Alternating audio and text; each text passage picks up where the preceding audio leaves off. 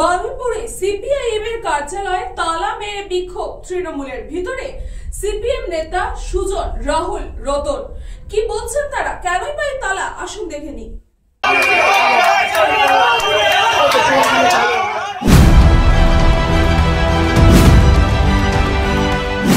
বারুইপুরে CPM এর কার্যালয়ে তালা মেরে বিক্ষোভ তৃণমূলের।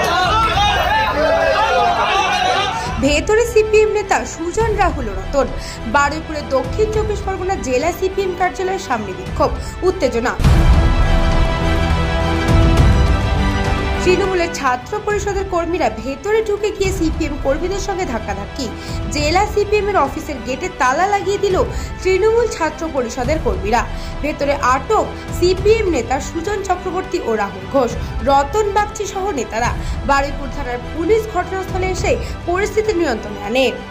আমাদের পশ্চিমবঙ্গ সরকারের মাননীয় শিক্ষামন্ত্রী পার্থ বসুর ওপরে এসএফআই যে নক্কারজনকভাবে আক্রমণ করেছে, তার বিরুদ্ধে প্রতিবাদ জানানোর জন্যই আজকে তৃণমূল ছাত্র পরিষদ সিপিএম এর পার্টি অফিসের সামনে বিক্ষোভে এসছে।